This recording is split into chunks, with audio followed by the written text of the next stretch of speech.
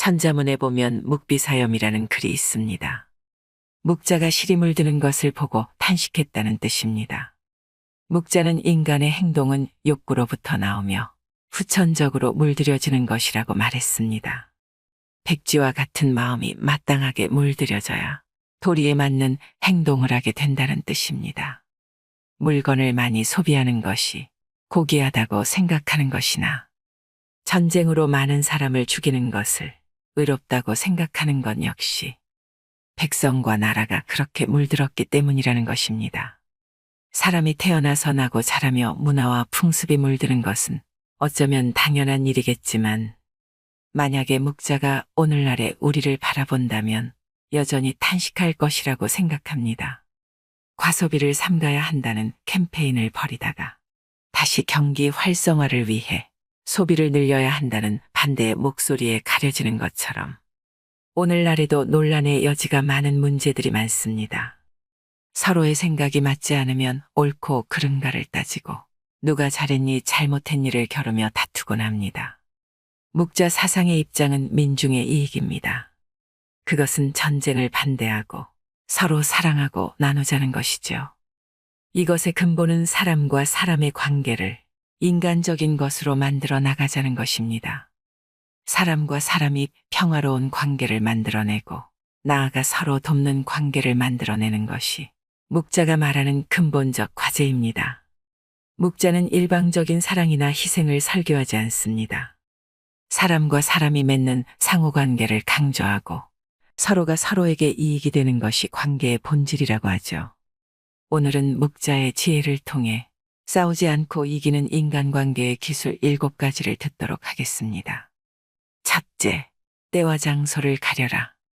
지혜로운 사람은 때와 장소를 가릴 줄 안다. 지혜로운 이는 자신의 능력을 함부로 쓰지 않는다. 영리한 사람과 영리한 척하는 사람은 다르다. 영리한 사람은 자신의 영리함을 깊숙이 묻어두고 필요할 때만 사용하는 반면 영리한 척하는 사람은 다른 사람을 모함하는 것을 재주로 여기고 시시때때로 사용하다가 자신이 판 함정에 스스로 빠지곤 한다. 사실 영리함은 재산이다.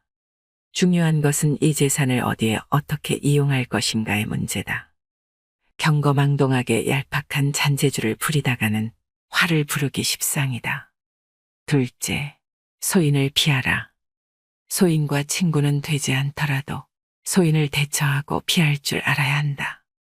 사람은 크게 군자와 소인 2가지로 나눌 수 있다. 군자는 공명정대하지만 소인은 항상 다른 사람을 놓고 계산만 한다. 늘 주변의 크고 작은 이익을 살펴 수시로 무언가를 얻으려는 마음이 강한 소인은 심지어 다른 사람을 막무가내로 음해하기도 한다.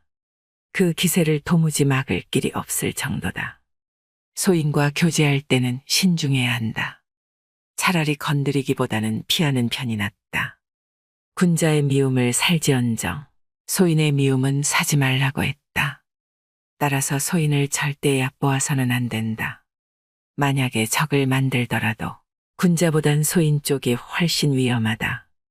군자와 달리 소인은 그 옹졸함으로 평생 다른 이를 괴롭히기 때문이다. 셋째, 아첨하는 일을 곁에 두지 마라. 사람들은 가정이나 사회에서 다른 사람의 노여움을 사지 않으려고 한다. 그렇기 때문에 대부분 좋은 말로 남의 기분을 맞춰주려고 하며 듣기 싫은 말을 해서 남에게 미움을 사는 것을 꺼려한다. 괜한 시비로 다른 이의 원망을 사는 건 어리석은 행동이다. 상대의 기분을 적절히 맞추는 처세는 중요하다. 다만 신의가 있는 인간관계에선 이것을 주의할 필요가 있다. 결점이 있는 것을 뻔히 알면서도 입을 다물고 듣기 좋은 말만 한다면 친구의 의무를 다하지 않는 것이다. 그것은 진정한 친구라고 할 수 없다. 오히려 당신의 결점을 지켜 세우고 칭찬하는 이가 있다면 그것은 다른 속셈이 있어서일 것이다.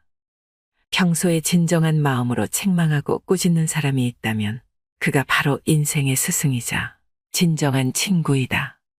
넷째, 의미 없는 논쟁은 하지 마라.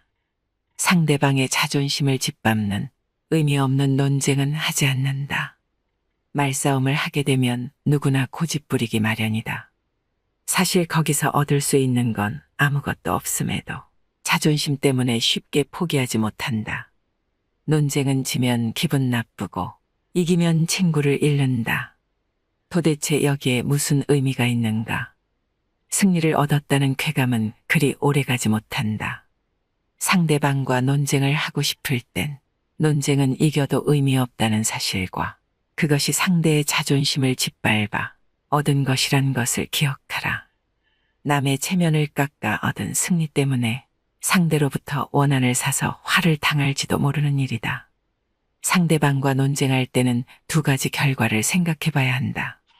하나는 의미 없는 표면적 승리이고 또 하나는 상대방의 호감이다. 이 두 가지는 한꺼번에 얻을 수 없다. 그렇다면 우리가 진정으로 원하는 것이 무엇인지 곰곰이 생각해 봐야 한다. 다섯째, 겸허한 태도로 마음을 열어라. 양쯔강과 황하는 작은 물줄기를 마다치 않아 큰 강을 잃었다. 자만하지 말고 겸허하며 다른 사람의 작은 비평도 기꺼이 받아들이는 태도는 타인의 장점을 흡수해 정진하는 가장 빠른 길이다. 겸손은 삶에서 가장 중요한 태도다. 제 아무리 뛰어난 이도 이 세상에 비하면 보잘것없을 뿐이다. 항상 낮은 자세로 정진해야 한다. 배움을 통해 자기 잘못을 바로잡고 넓은 마음으로 부족한 것을 받아들여 자신의 장점을 더욱 향상시켜라. 사실 이것은 말은 쉬워도 실천에 옮기기는 어려운 덕목이다. 그러니 이것을 기억하고 부지런히 노력해야 한다. 여섯째, 자랑하지 마라. 비범함과 특별함을 추구하는 것은 좋은 자세다. 하지만 그것이 과의 주의를 무시하면 그 모든 의미가 퇴색된다. 혼자만 자랑하고 주위 환경을 무시하면 타인과 어울리지 못하고 혐오감을 불러일으킬 수 있다. 예부터 사람의 재능은 밖으로 드러내면 안 되고 감추라고 했다. 이 도리를 알아야 하는 일을 순조롭게 전개해 나갈 수 있다. 세상에는 소인이 많아 겸손하지 않으면 반드시 질투를 받게 된다. 적은 수라도 그 위험성을 가늠할 수 없다. 소인의 공격 대상이 되지 않게 자신을 감추고 보호할 필요가 있다. 지혜로운 이는 빛을 감추고 우둔함을 보인다. 빛을 감추고 우둔함을 드러내는 것은 자신의 지능이 낮음을 보여주는 것이 아니다. 자신을 보호하고 화를 일으키지 않으며 재능을 더 잘 발휘하기 위한 것이다. 일곱째, 비워야 타인을 담을 수 있다. 가득 차 있는 곳엔 어떤 새로운 것도 담을 수 없다. 자의식 과잉은 수많은 번뇌의 시작이다. 지나치게 내 안을 나로 가득 채우면 피곤함에 시달려 자신과 남에게 예민하게 군다. 자아가 가득 찬 사람에겐 타인이 들어올 공간이 없다. 항상 어느 정도 나를 비워두는 여유가 필요하다. 교만한 사람의 몸을 감싸는 악취처럼 조언을 건네는 친구를 쫓아버린다. 다른 사람의 의견이 나와 다르다고 잘난 척하지 말고 스스로를 돌아보아야 한다. 그래야 마음을 비우고 더 성숙해질 수 있다. 비워야지 다른 사람을 담을 수 있고 교만하면 자기 외에는 아무도 담을 수 없다. 생활 속에서 우리는 늘 무의식적으로 물이 가득 찬 컵으로 변해버린다. 그러나 자만을 내려놓고 마음을 비운 채 다른 사람을 따라 배운다면 우리가 모르는 많은 것들을 발견하게 될 것이다. 겸손에는 두 가지가 있다. 지위가 낮거나 능력이 부족할 때 겸손한 것은 대단한 일이 아니다. 사업에서 성과를 얻고 다른 사람에게 칭찬을 받을 때 겸손한 것이야말로 사람들의 존경을 받는 진정한 겸손이다. 단물이 나는 샘은 가장 먼저 퍼내어 마르게 되고 키가 큰 나무는 가장 먼저 잘리게 된다. 모든 것이 쓸모가 있으면 자기의 장점으로 인해 몸을 망치게 된다. 사람은 자기의 장점으로 인해 자신의 몸을 해치는 경우가 많다. 장점을 드러내지 말고 단점을 보완하라. 그리고 항상 겸손하라. 모든 사람이 상대방을 사랑하면 강자는 약자를 억누르지 않는다. 부자는 가난한 자를 짓밟지 않는다. 귀인은 천인을 압박하지 않는다. 똑똑한 사람은 어리석은 자를 속이지 않는다. 두드리면 소리가 울리고 두드리지 않으면 소리가 울리지 않는다. 군자는 물으면 답할 뿐이고 묻지 않으면 말하지 않는다. 말하는 데에는 세 가지 방법이 있다.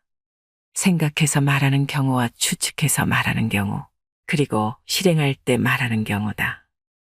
생각해서 말한다는 것은 이 말이 과연 옛성인의 말이나 행동에 모순되는 점은 없는가를 생각하고 거기에 어긋나지 않을 경우에 입으로 내는 것이다. 추측해서 말한다는 것은 내가 이런 말을 한다면 듣는 사람이 어떤 기분으로 이 말을 받아들일까를 생각한 후에 발언하는 것이다. 실행할 때 말한다는 것은 내가 말한 것을 어떻게 실행할 것인가를 생각하고 타인의 입장에 비추어 보고 전망을 세운 후에 말하는 것이다. 군자는 내 모습을 물에 비친 거울로 보지 말고 사람을 거울로 삼아서 내 모습을 비추어서 반성하는 것이 좋다. 물에 비추어진 자기 모습은 외면만 볼 수가 있다. 그러나 사람을 거울로 삼으면 이로써 자기가 행하고 있는 잘잘못을 판단할 수가 있다. 근본이 흐려 있으면 그 끝인 흐름은 맑을 수가 없다. 행동의 근본인 신의가 없으면 반드시 망한다. 한 사람의 심정을 파악하는 데 성공하면 그 사람을 얻을 것이고, 한 사람의 심정을 알지 못하면 그 사람과 멀어질 것이다. 천하가 강탈과 원한을 일으키지 않으려면 상대방을 사랑할 일이다. 싸움은 그것이 어떤 연유로 해서 일어났는가. 그 근본을 살펴 알아야 비로소 잘 다스려질 수가 있는 것이다. 세상에 속된 군자는 작은 것을 알고 있어도 큰 것은 알지 못한다. 어진 왕일지라도 공의 없는 신하는 사랑하지 않고 자비로운 아버지일지라도 유익하지 않은 자식은 사랑하지 않는다. 항상 생각하고 남에게 도움이 되는 사람이 되어라. 옛날 하나라 거랑이 난폭함으로 천하를 어지럽게 했으나 은나라 탕왕은 그 뒤를 받아 흐트러진 나라를 훌륭하게 다스렸다. 은나라 주왕도 난폭한 정치를 해서 천하를 어지럽게 했으나 주나라 무왕이 그 뒤를 받아서 훌륭하게 나라를 다스렸다.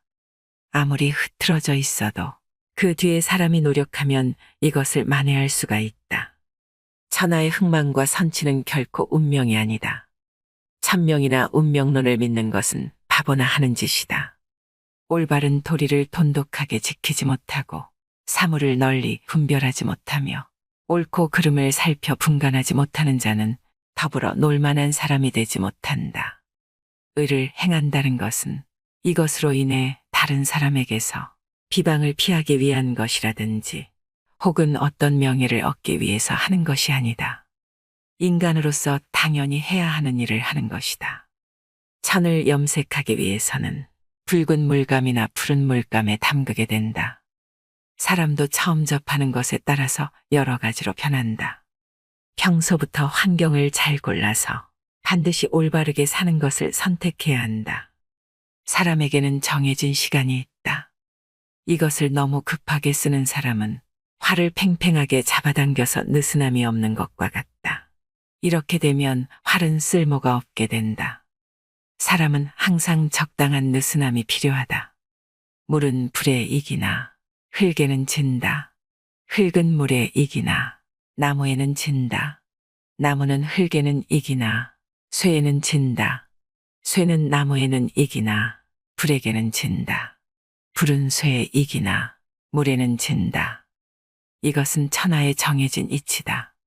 나라를 다스리거나 집안을 다스리는 데 가장 필요한 것은 쓸데없는 지출을 없애는 것이다.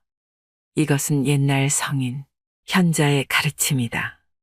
또 이것이 천하에서 가장 이익이 되는 것이다. 도의가 무너진 사회에서 높은 지위에 앉고 불을 지니는 것은 어진 사람이 좋아할 바가 못 된다. 100개의 문 중에 단 한 개의 문만을 닫고 다른 문이 열려 있으면 도둑에 대한 방비가 될 수 없다. 단지 한 개만 준비해 두고 다른 준비가 소홀하면 아무 소용이 없다는 말이다. 하나의 눈으로 보는 것보다는 두 개의 눈으로 보는 것이 더 잘 보이고 하나의 귀로 듣는 것보다는 두 개의 귀로 듣는 것이 더 잘 들린다. 착한 말에는 귀 기울이지 않고 여러 어리석은 논리에 귀를 기울인다면 추수를 버리고 조이삭을 줍는 격이다. 고생은 많으나 수익은 적다. 큰 불의를 일으켜 남의 나라를 치면 그릇되었다고 하지 않고 도리어 영예라 하고 정이라고 한다. 이것이 불의이다. 편안하게 있을 곳이 없는 것이 아니다. 편안한 마음이 없기 때문에 편안하지 않은 것이다. 곧 만족만 한다면 어떤 경우라도 편안한 것이다. 자신의 마음을 잘 알고 대처하라. 인간은 노력으로서 모든 걸 바꿀 수 있다. 위대한 사상가들의 말은 시간을 넘어 영원히 유효한 부분이 많습니다. 시대상을 반영하기보다는 인간의 뿌리에 바탕을 둔 통찰이라서 그렇습니다. 묵자의 고언에는 당연하지만 놓치기 쉬운 인생의 지혜가 가득합니다. 늘 곁에 두고 정진하며 복기할 가치가 있지요. 나이가 들어갈수록 옛날 성인들의 말이 더욱 와닿고 귀 기울여지게 되지요. 지나온 인생을 돌아보며 진작에 알았다면 내가 달리 살았을 텐데 하는 후회보다는 지금이라도 알게 되어 참 다행이다 라고 말할 수 있는 시간이 되었다면 좋겠습니다. 이상으로 인생의 품격이었습니다. 하루하루 당신의 품격이 더 빛나길 바랍니다.